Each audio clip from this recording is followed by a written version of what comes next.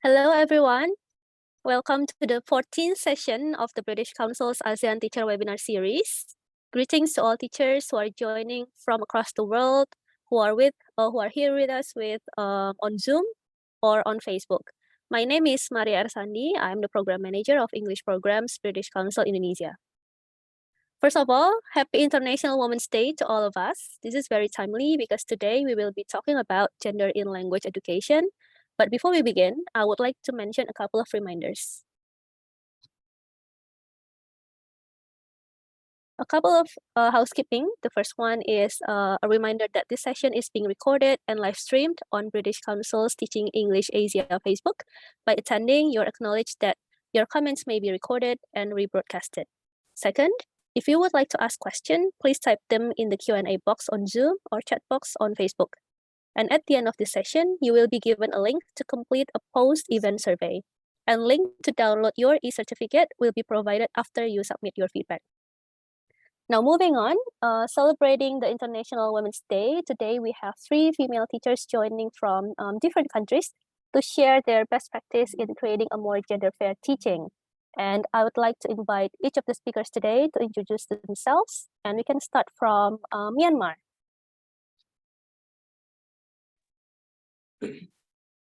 Yes. Hello, everyone. I'm Nang from Myanmar, and I'm a teacher of English, teacher trainer, and women empowerment and development trainer with the British Council for many years. So I'm very happy to take part in today, especially on International Women's Day. And nice to meet you all. Thank you, Nang, and welcome to the session. And second, we have another teacher from Vietnam. Hello, everyone. My name is Tom, and you can call me Tom here because it means pineapple in Vietnamese. And I'm a lecturer and a teacher educator at Vietnam National University, actually University of Languages and International Studies. We have been working on teacher training, EFL teacher training, and I have been working for 22 years now, and it's my great honor to be here with you, to be present on this International Women's Day. Happy to everyone. Thank you, Tom, and thank you, Nang, for joining our session today. I'm sure it will be a great discussion that we have today. Actually, we have another teacher from Indonesia called Dharma, who will hopefully will join us shortly. But now, let's just enter the main session of today's webinar. We will be talking about gender in language education. A little bit of the intro. I think we are all aware that gender equality in education has become a global priority. And there's no question that education systems that treat girls and boys equally are good for the learners, and also for schools and for society in general. And to try and solve these issues, teachers, schools, and governments and other agencies around the world are all taking actions to promote gender equality. And one method of doing this is to focus on what actually happens inside our classrooms when it comes to gender. And to help you teachers to make your teaching more gender fair, the British Council has developed a free online course with the same title, Gender in Language Education. And our session today is actually to welcome the start of the online course, which started yesterday actually, and to introduce everyone who's joining today on the topic, gender in language education. Now, to start the discussion on gender in language education, we'll start with what kind of barriers that teachers usually find in their own context when it comes to educating boys and girls equally. Now, I will right away invite our speakers today to answer this question. We can start with Tom probably. Tom, can you share what kind of barriers that you think you or teachers find in common around educating boys and girls equally? Actually, I have been in any class with mostly female domination since I was in my primary school, and normally we have more girls than boys, especially in a language class. And I think the context are similar in many parts of my country, in Vietnam, and maybe in many other Asian countries as well. And another one of the greatest challenges that I always face in my classroom is that because of so many girls in the class, so girls seem to be more active in the classroom in any of the activities, and while boys are less pronounced And sometimes in any group task, we hardly see the boys, they hardly raise their voice, and they seems to be, how to say, to be outnumbered, and to like they are influenced by their female peers, and in that way, sometimes in the classroom, it's very difficult for us to conduct the activities and to measure the students' performance. Yeah. I see. That's very interesting. I think this has set an important point for our discussion today, that when we talk about gender equality or gender balance, we don't only talk about empowering girls in the classrooms, but also boys actually. So it's not only about girls or females, but it's all about equality for both girls and boys. Thank you, Tom Tom. Moving on to Nang. Nang, what from your context, what kind of barriers that you think are found in common for teachers in educating boys and girls equally? Yes, in order to educate boys and girls equally, at the very first time, we have to educate people, especially for boys, and to understand the real understanding of gender equality is not feminism.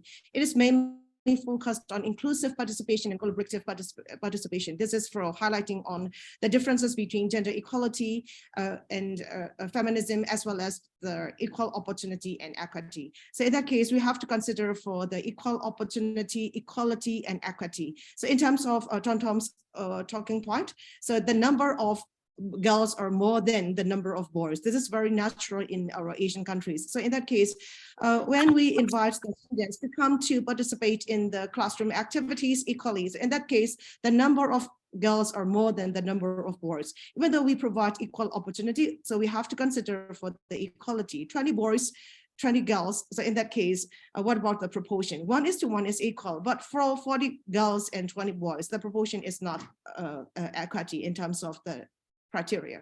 So that's why we have to consider for the equity, equality, and equal opportunity. Thanks, So Nang. That's very important points, that gender equality is not feminism, but it's more about inclusive participation and collaborative participation. Yeah. So thank you for that. Now, continuing from that point, let's go further into the classroom practice, specifically on gender representation in teaching materials. Nang and Tom Tom, what can you share about textbooks that are used in your countries? Do you think they are gender balanced enough? I think in the past, stereotypes or gender bias are normal to be to be found. We can see a lot of photos or pictures with like a family context where mothers are doing housework or cooking while dads are watching the TV. Or in some context, when we talk about the girls, also the girls seem to do some very girly activities, while boys seem to be more active in some maybe sports or games. So I think that's what we normally find in any textbook. But it seems to me now that in my countries, we have adapted and we have some kind of curriculum transformation. And now the textbook seems to be more gender balanced. It means that the authors of the textbook seems to focus more on the awareness of gender balance, and they try to integrate the underlying message that gender balance should be paid attention to in language teaching. It is not just a matter, an issue in the classroom, but it comes from the our real life context, and it should come from the classroom to the social life and back and forth in that way. So I do think now textbooks are more gender balanced and focus more on gender equality, because I believe it is one of the we call it the Sustainable Development Goals, SDG number 5. Yeah, that's very interesting and encouraging to hear that at least in your context, in Vietnam context, that nowadays textbooks have become more gender balanced, and in the past we might find more stereotypes and biases, and I think it is important, at least for teachers, to be able to identify those stereotypes and biases so that they are able to address it in the classrooms. Thanks for sharing, Tom Tom, and welcome to Dharma joining us representing Indonesia. We are now discussing about classroom practice, specifically around gender representation in teaching materials, including textbooks. And we were talking about whether in specific country contexts that textbooks are gender balanced enough. So Dharma, do you want to jump in and share for Indonesian context whether you think textbooks in Indonesia are gender balanced enough? Okay, thank you very much, Maria, and good early morning from United States. Hi, Tom Tom. Hi, Nang. It's very interesting to talk about like how gender in teaching materials, like in textbooks and also in classroom management. So my background is I'm teaching English in university, and also I have been taught in kindergarten as well. So looking for the level, actually every level has a difference, especially how the teaching materials, how the textbooks on it. I found it in university level, it doesn't have any challenging yet because basically the teachers created the material. So we only, we gave the students like textbooks, several sources, but when we bring it in the classroom, we created like we create our own. I'm so lucky because 2 years ago we have gender studies, gender and children studies in our university, and they already gave training to all the not all the teachers, but several teachers, several lecturers there, and how to put curriculum in our subject. So I am teaching interpreting. So how do I put it in my interpreting is, especially when grouping, for example, I will mix between women and men, because generally the students in my classes, they are from boarding school where they separated between male and also female. And when we make it together, it's quite challenging also for them, because there is it has a cultural values, there is a cultural side in it, and also there is still like religious, they are not accustomed to do it, especially in earlier semester. So but when I'm doing it, I found that it is diverse, the information and also the class is diverse, and the result of learning process is very diverse. So I put the textbook as the method in the classroom, but it's different from in the kindergarten. Especially if you see like students carnival, for example, they like pilot, especially for male students, and stewardess, and also for female. So when they see it, they will put it in my mind, okay, pilot is only for male and stewardess is only for female. And especially also for the textbooks, they focusing on like on how to call it, on the cover, for example, they already just put mom like cooking, or mom, especially in domestic places, but that, for example, like focusing on breadwinners. So this is the kind of things that we as a lecturer, we always see in the textbook. Yeah, thanks, Dharma. I think it's important for you to mention, also to emphasize some key points that previously have been mentioned by Tom Tom and Nang as well, to encourage teachers to do combined activities among boys and girls, and not to separate them, to create that sense of gender balance in the classrooms. And okay, let's move on first, and we can go back to this. Let's hear from Nang. Yes, Nang. Yeah. So, so you want me to talk about the gender balance in the textbook for the additional? Whether you think textbooks in your countries are are gender balanced enough. Yes. So from my point of view, in order to have equal proportion of men and women in textbooks, we can create, yes, if we haven't seen the gender balance from the textbooks, we can create extracurricular activity instead of the course content from the textbook. For example, the authentic materials during these days, the real life event. For example, today is the International Women's Day. So we can use the 1 Billion Rising event for the extracurricular activity in order to improve the students' integrated learning.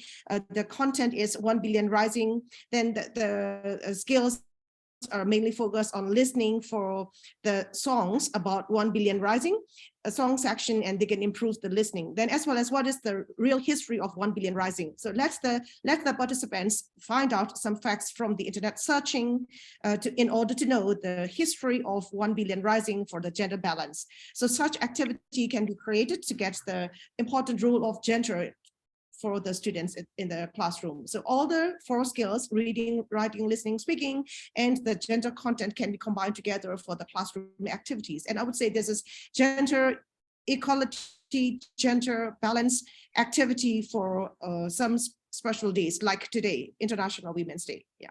That I'm definitely sure this evening, my section, online section, ESL classroom, I will use one of the materials from BBC. Yes, one of the materials from BBC and mainly focus on International Women's Day. And I already downloaded the audio clip from that one. Yeah. So this is my example how I created the gender content for 4 skills to ESL and EFL students.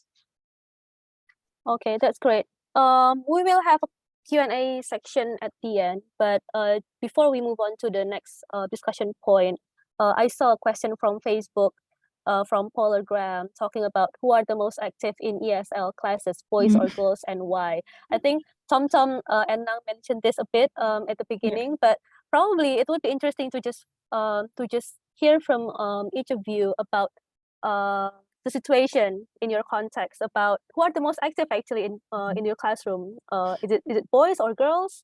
And it will touch back on what Tom said, that the importance on not only empowering girls but also boys. So yeah, what do you think, Nang, Tom, and Dharma? Okay, who's the first? I will go. You can go first, Dharma. Okay, thank you.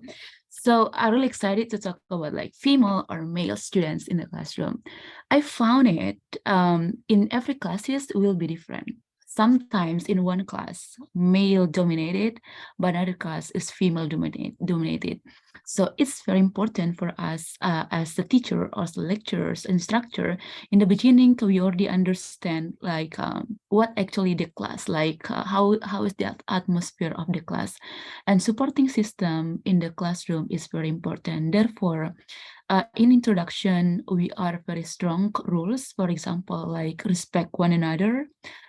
Generally, when the students feel not supported, they can do it, but they are not eager to make mistake, to make a failure, like feel like failure in the class, like doing experiments, especially in speaking. When I'm teaching speaking or interpreting, when they are afraid, we have a supporting system in order to support them, so they feel they are safe, they are in the safe environment to make mistake, and let them be vulnerability, like let them to make mistake as well as they can, so they can train themselves, especially in pronunciation. So when I see that male or female, because it depends on individuals. So out of the class, I challenge them to learn to make English meeting. They can choose who is the leader, who is the vice, and then who will talk, and then what is the topic. So they have the freedom to do it. Therefore, I say that between male and female, it will be difficult because it depends on the individual, and then it will depends on what culture you are in, where you are, because generally, like in the village, probably male will be dominated because a male always put in the first, but in the cities, male female can work together and also can in the same stage. Yeah, that's what I'm seeing around me. Thanks, Dharma. I think that's a good example to show how English language classroom can be a good moment to provide equal opportunities for both girls and boys to practice leaderships, so that when they get out of there, they can already have that empowerment in themselves through practice in their schools and classrooms. Yeah. So that's very interesting. Tom, what do you think about the domination between boys and girls, or who are more active between boys and girls in English language classrooms or in ESL classrooms? In my ESL classroom, I mean that I work in higher education and in a teacher training college. So I actually in my classroom, sometimes we face a kind of toxic feminism in a way that the girls seems to be so active and they try to express girl powers over boys. And it is funny to see sometimes that they try to compete against each other and the girls show their strength in language, because normally we have the female language teachers, especially at lower level in education. So actually before any classroom, I often try to do a kind of needs analysis, and I try to conduct some kind of understanding of the learners of the gender in the classroom. And I try to set some kind of, so we together, the teacher and the students, we try to co-construct the rules, the housekeeping for the classroom. That is the respect, the mutual respect. And also we focus on the equal contribution, equal collaboration, and equal opportunities for everyone to join in any kind of activity. And one more thing that I have embedded successfully in my classroom recently is the empathy in, students or even the teachers, we should have empathy towards each other. So what would it be if I were a boy? What would it be if I were a girl in each situation? And by encouraging empathy, I try to motivate my students to have deeper understanding of the other gender. And also I put them in a context where they need to think twice and they need to consider working together effectively. And for this reason, I think that it is important for us to increase the awareness of gender in the classroom by teaching and by improving students' engagement in real life or authentic activities. Like I encourage them to do project-based learning. They can conduct research on gender and gender equality. And I do think that teachers need to be well equipped and to be trained with the approaches to deal with gender balance in the classroom. And and for the other things, we know that sometimes we still see the gender issues in the textbook because it's so normal, so common to see and common to find. So in that case, we do not just pay attention to the textbook as just a source, but we pay more attention to the textbook and the curriculum, and to adapt and adopt suitable activities to balance any barriers. And that's what I think about some principles of teaching of gender education here. Yeah, thanks, Tom. I think we can get the echoing messages that it can be different for each class, yeah. Some class can have girls who are more active, and some class it can be the boys. So it's really important to know your classrooms, know your students, so you know how to what to do to empower them equally. Lastly, Nang, what can you say about this? Yes, I think of 4 stages for this question or this statement. At the very first time, as Tom said, yes, I strongly agree with her. We are going to set up the core principles of inclusive participation and let the students know about it. So this is very first and foremost thing I'm going to do. Then the second one is I mix the group, not men only, not women only. So mixed group for their group work, and they can create team spirit. Then one more thing, instead of competition, so I'd like to create collaboration and cooperation. So men and women, they both can collaborate and cooperate in their group, and they can create their team building, team spirit. So after getting that team building, team spirit, and the important role of gender equality in education, the students can use integrated learning. As for the course content, course material, the teachers are responsible to choose for the target students' needs. So this is for the second point, integrated learning. Then the first one is set up core principles and inclusive participation and let the students know. Then the second one is the teachers have to create or have to use gender content in their integrated learning. Then the third one is authentic materials are, yes, very useful to empower students' active participation because authentic materials are mainly focused on today's world situation, today's world's problem solving. So my preference is for the extra curriculum activity for the warm up in their section. And this is very useful for the third one.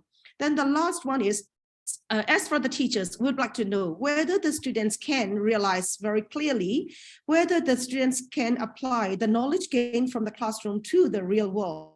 So that's why the last one is, after teaching about gender education, let the students write, feel free for the journal entry, mainly focus on their understanding of gender education and group work participation.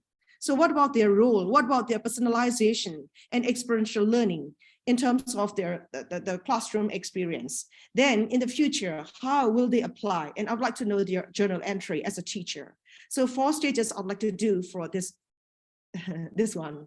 Yeah, that's a very nice bridge to get into practical tips, I would say, for teacher. How can teachers promote gender equality in their language teaching? So there are, I think, 4 tips that you've mentioned that can be, I think that can be tried for teachers in their classrooms. And now, Dharma and Tom, do you have any additional tips around, or what can you share about what teachers can do in the classrooms to promote gender equality in their language teaching? Dharma, probably?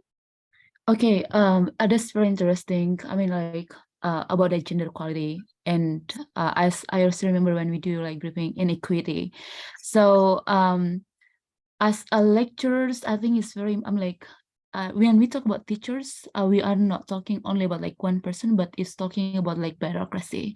So it is important for institutions to educate, like to give the information how is the gender equality, because when talking about gender equality, it's not only putting in curriculum or in text material, but it's also how to put it in, interact with them, like asking them who can do this, when like focusing on female only, when they raise up their hand, and then when the boys just silent, we have to be sensitive actually, because generally when actually the male students can do it, but they feel like, that's easy, let the girls do that.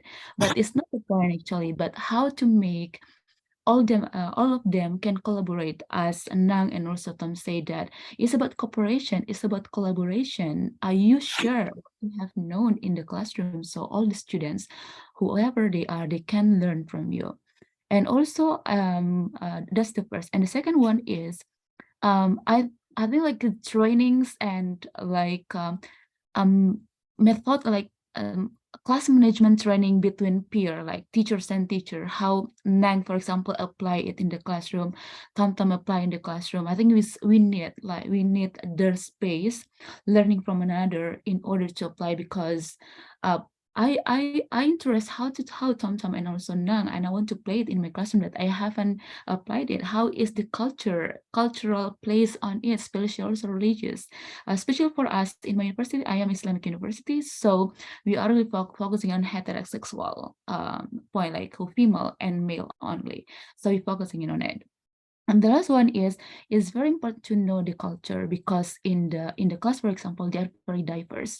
And what is the interest? Do they love football? Do they love, for example, like Korean songs and Korean things? Do they love about that? Because in this case, that we focusing on, we put our foot in their shoes. What is actually they do interest about, and also be mindful. And that's I always love challenge them and taking leadership, because as a university students, it is the last stage of their life, and then they will come to the community and also to work. So giving the opportunity that there is no limited between male and also female, it will influence them. It can bring the sense that whenever work they do, their work doesn't have any gender, and they can do that. Yeah, that's what I my thought. Thank you. Thank you, Dharma.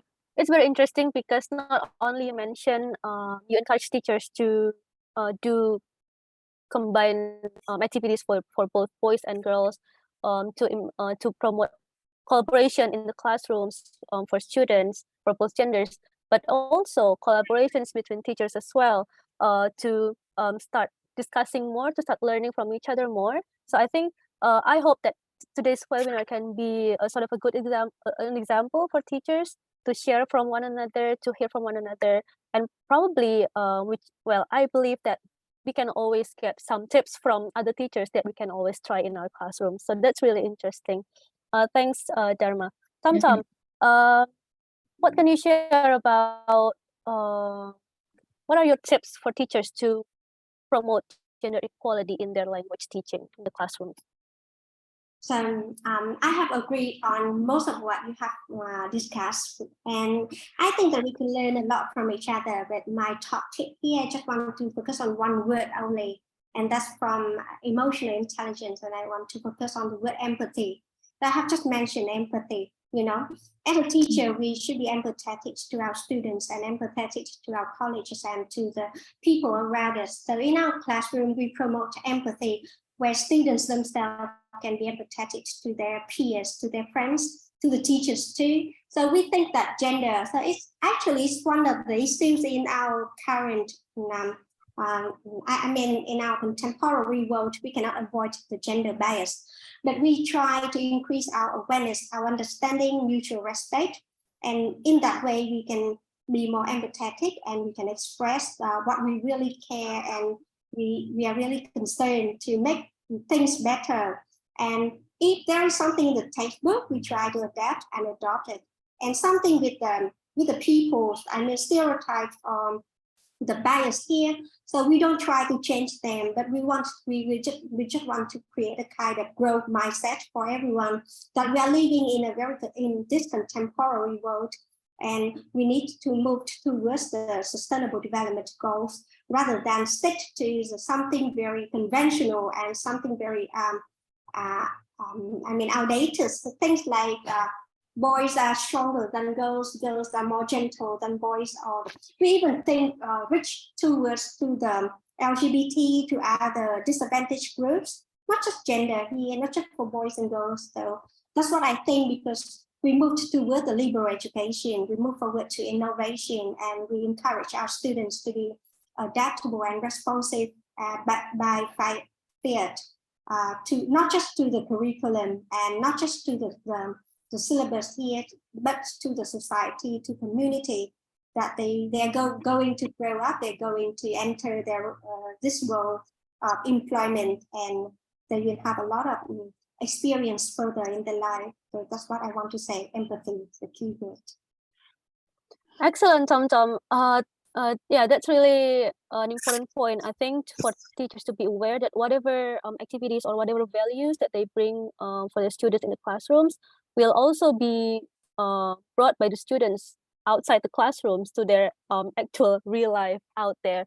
So it is important for teachers to be aware what kind of values that they see in the classroom for the students, what kind of principles, and how they can empower both boys and girls equally, so that in the students' real life, they can practice leadership, for example, just like what Dharma has mentioned previously as well. So that's really interesting. I think we can get into the Q&A session. Just now I saw a question from Angela Arroyo. I think this question has been answered by the speakers, but we can have a look at it again. The question is, as a teacher, what activities do you conduct to inculcate values of gender equality in students? And each of the speakers today have mentioned lots of practical examples, I think. But I remember that Nang actually has the example that probably teachers can try to use in the classrooms by using pop culture, probably, such as movies or songs. Nang, what can you share about it? Yes, I'm going to share it for everyone. And this, I would say, this is not perfect, but this is very useful, and this comes from my real teaching, my real experience. So here you go. I'm going to share it to you all. Yes, gender education in ELT for materials development in gender context. So as for this one, I created some extracurricular activities, especially to use in the warm up section. So the first one is from a movie. This movie, I think so many people have already watched it. Bennett Beckham, Keir Knightley's. This is very good for gender balancing and the important role of both men and women, and everyone can do regardless of gender. So such activity is empowering the students to get the awareness of gender. Then the second one is, the first one is a little bit fancy. Yes, a little bit fancy, and the actress is very popular.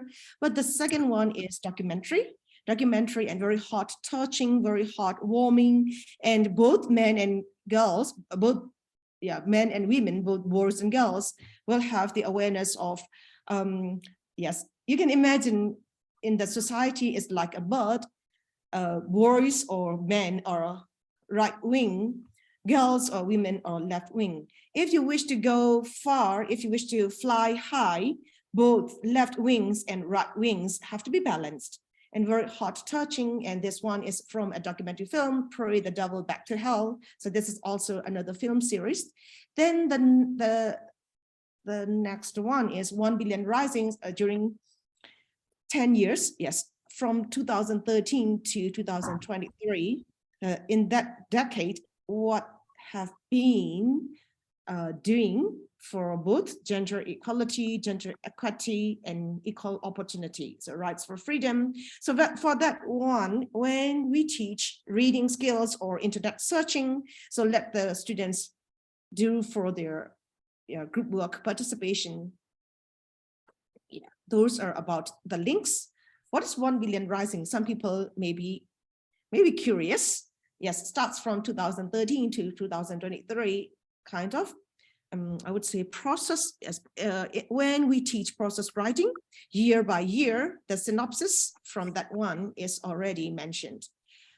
Yeah. Then as for Tom words, sympathy, empathy, mutual respect, this short film, it's about 5 to 7 minutes, but very effective to get the awareness of the gender ratio. Yes, gender ratio, gender equality, equity, and equal opportunity again. So this one, especially for the daytime, yes, when we teach after a heavy lunch, some students are a little bit sleepy, I think. So in that case, in order to get the inclusive participation, this one is very energetic, very motivated, and that song is kind of dancing song. Yeah, so after listening to that one, oh, everybody wants, yeah, I would say everybody, almost everybody wants to dance, and this is effective to teach pronunciation, so schwa, word linking, schwa, word linking. Then Emmeline Pankhurst for the comics and BBC News. Yeah, this is also useful for listening, pronunciation, and I would say kind of comparison writing. Yes, comparison writing during that era and during 21st century. So yes, comparison, compare and contrast.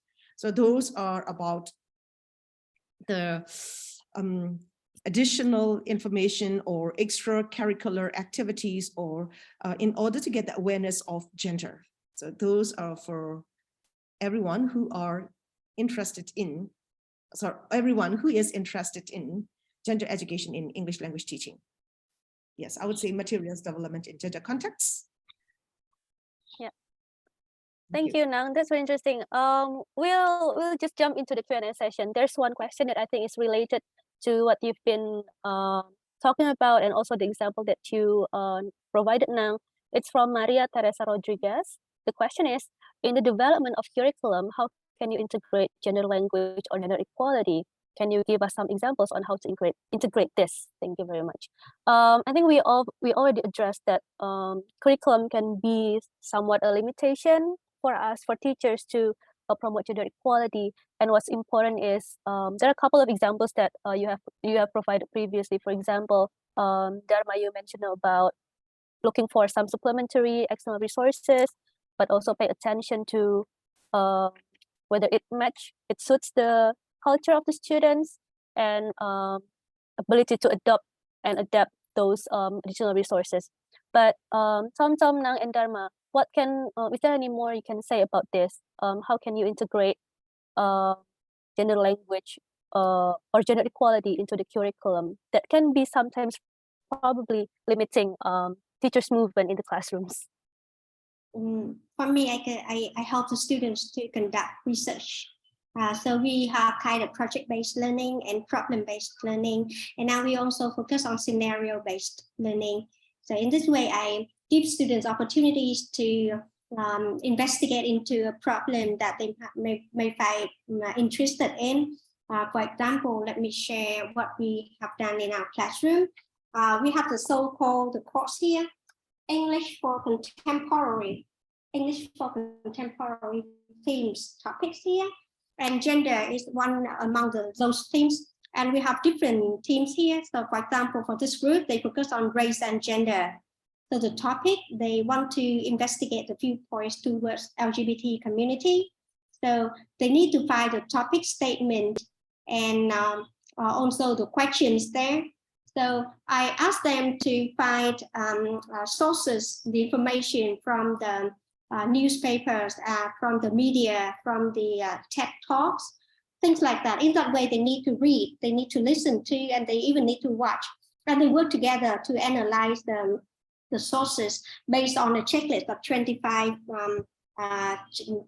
points, whether the sources are valid or readable or not. And then they need to define the stakeholders and the participants so that they can find out the viewpoints here. So they choose the students, the high school students, and the number of participants here. So it is kind of project-based learning, but also experience, like learning by doing, because they will have step-by-step guides every week by the teachers. And they also learn how to use the opinion gathering tools. It could be in terms of a mini survey or a kind of semi-structured interview. I mean, here we use the word survey and interview, but actually it's very simple. And then they learn how to design the questions for the tool here. And then they learn how to report the data using the language. So in this way, it is not just speaking or writing, but it's integrated. And it's not just about the language skills, but also other soft skills and transferable skills, like they will work in a team, they need to do something with problem solving, with critical thinking, and then they can do something with the data here. And finally, they have a data report like this. So this is their report, for example. So here, so they have kind of introduction, background information, the method they use here, and some information very basic here, and some findings and discussion. And of course, I have to say that because my students are the English majors and they are trained to become teachers. So these are the first year students. But I think this kind of subject and this kind of course help them to be more, to empower themselves, to provide them with more agency in study, and then they can do research on their own, and they can learn from that. So that's the way I often do in my course and curriculum development. Okay, that's interesting, Tom. Tom and Nang, if you can share me the slides or any links that we can share to the participants, you can email it to me so that we can include it in the folder, or if you can share it in the chat, that would be fine as well. I'm aware of time. There are so many interesting questions in the chat box and in the Q&A box. I think we can go with two more questions, one for Dharma and another for Nang. First for Nang, I think this question is can be for you. It's from Jolie Perleco. The question is, what is the difference between gender equity, gender equality, and women's empowerment in terms of education? Nang, it's for you. Yes. Okay, thank you. So let me explain to you with specific example from my classroom. The first one, let me explain to you about equal opportunity. So for example, in my classroom, there are 40 girls and 20 boys. So 40 girls, 20 boys.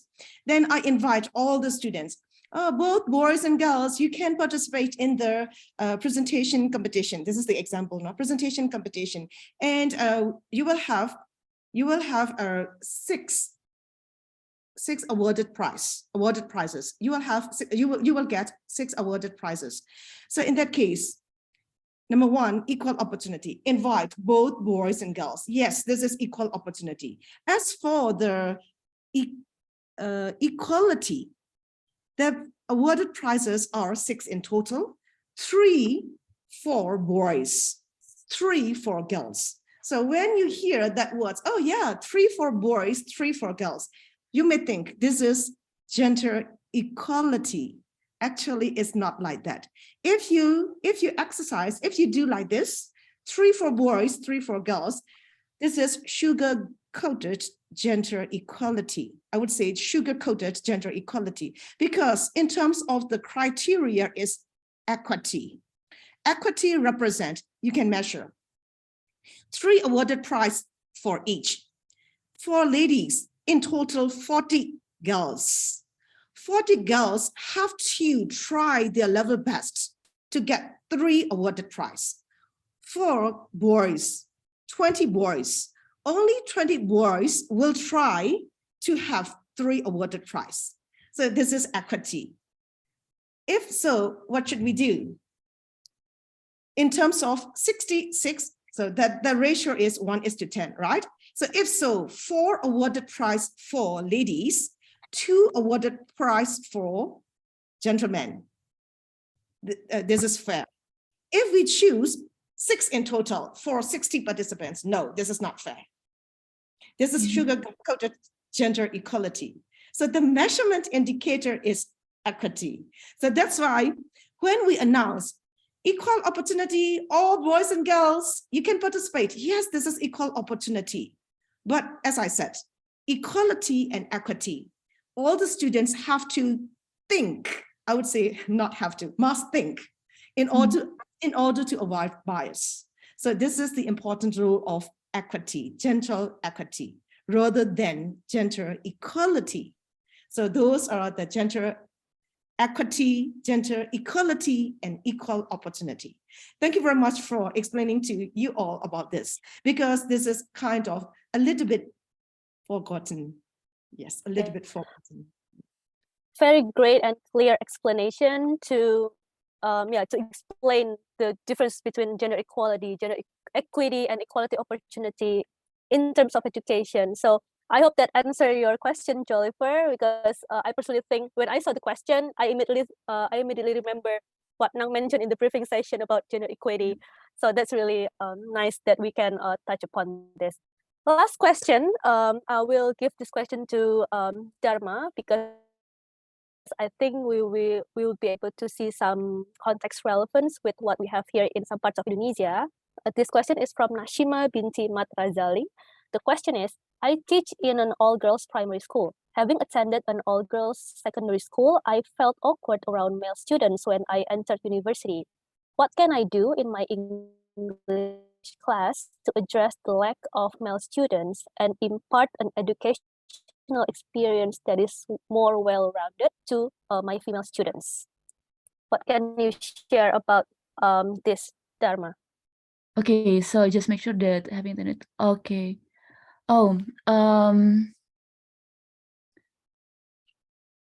Okay, that's very interesting. When I was teaching in, I think it is, I was teaching in one of the study program that's more on how to, I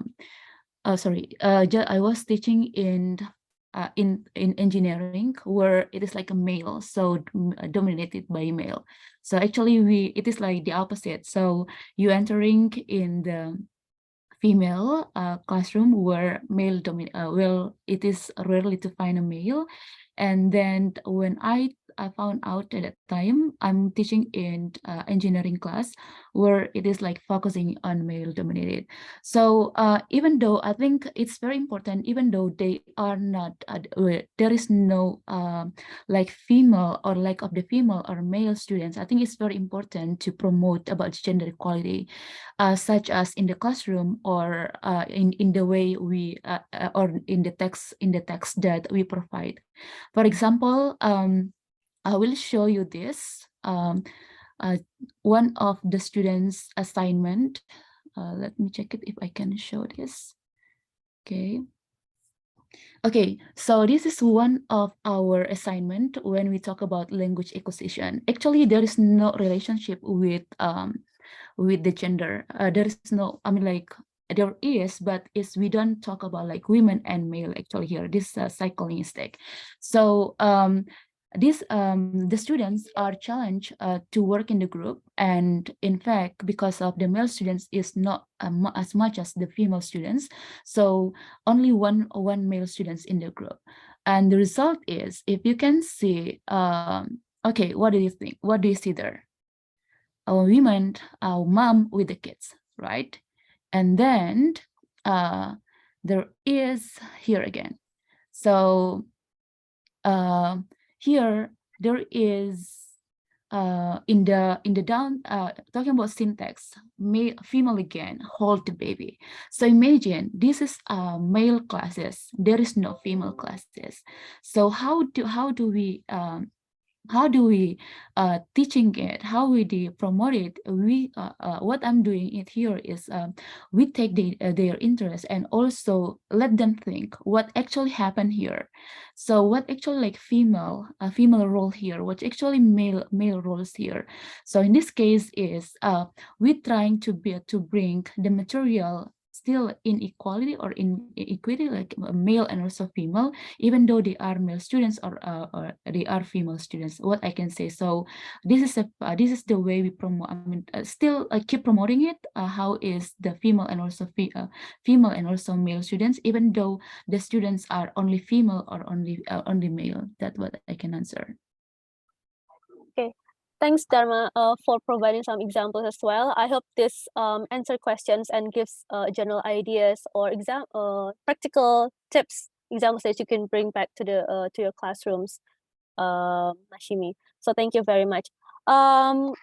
It's a shame because we still have so many interesting questions, but we only have 5 minutes left.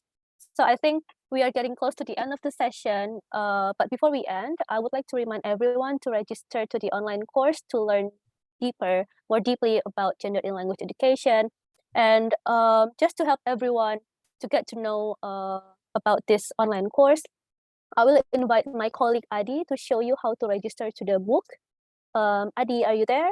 Please feel free.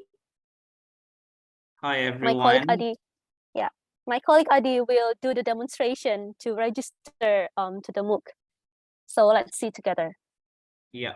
So let me stop share first for a while. And so when you see this, you see the link here.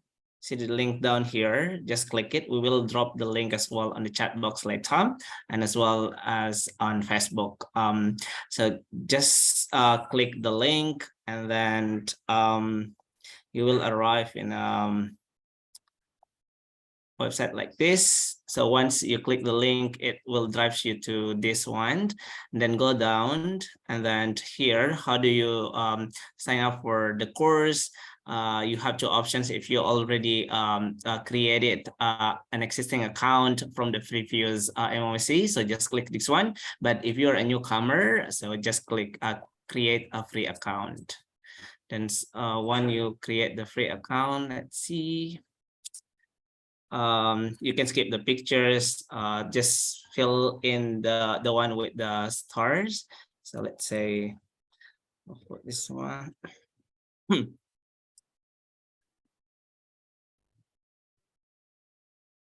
And then I'll say I'll add it off. Yep.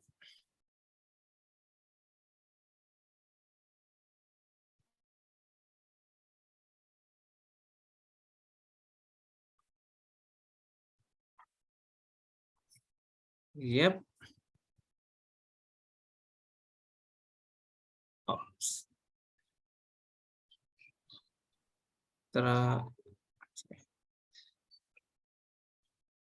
And then your surname, and then your country. So I'm from Indonesia, so I'll go with Indonesia. You don't need to put phone numbers. If you wish, you can do that. And then don't forget to click the terms and conditions here. And after that, click create new account.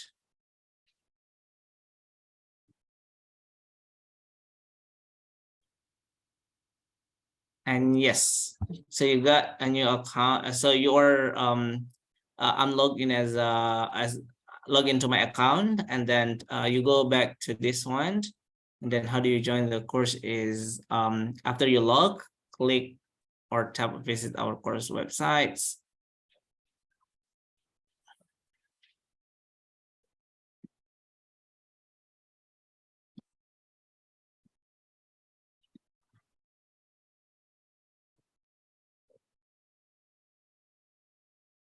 Sorry, it takes a while. Yeah, and this is already, and then just click enroll in activity.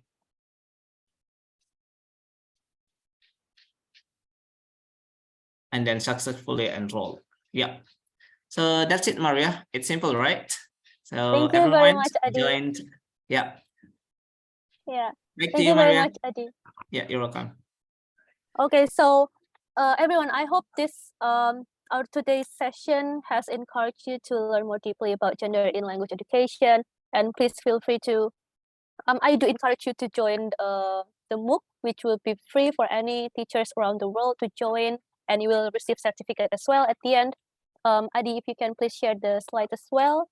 The online course will last for 4 weeks, and it has started yesterday, so you still have almost 4 weeks to complete the online course. And before we end the session, I would like to thank all our speakers today who have shared their experience, stories, and best practices. Tom, Dharma, and Nang. I've learned a lot from you, and I believe everyone who's joining us today also have learned a lot from you. Thank you very, very much for all your sharing. I hope we can meet again and discuss more deeply around gender in language education. And I hope there will be opportunities for us to address questions that we haven't got to touch this in the session. But thank you very, very much for your participation. And thank you very much as well for all the teachers who are joining us today, either from Zoom or Facebook. I hope that our discussion today inspires you to keep building a more gender fair teaching, because you as a teacher play an important role in shaping the future of your kids. And now to end the session, I would like to ask you to kindly give us your feedback through this link that will be shown in the screen.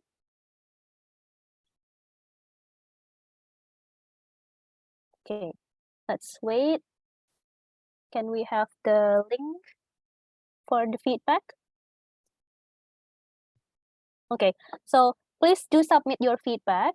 And after you submit your feedback, please do not close the page until you see a link to download your e-certificate. So please share your thoughts and feedback and comments from this through this form. And finally, thank you again for all teachers who have joined us today in this series, both from Zoom and Facebook. Please stay connected with us through our British Council Teaching English East Asia Facebook page for more information about our future events.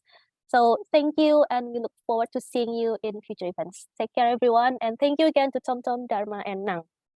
Thank you so much, Maria, Adi, Ekarat, Tom, Nang. Really happy to meet you all, and then looking forward for more collaboration in the future. Our pleasure to have you in this session today. And Bye, happy everyone. International Women's Day again. Oh yeah, happy International Women's Day. We just started here today. Wow, nice. Okay. Love it. And Nang and Tom, if you can share me your slides.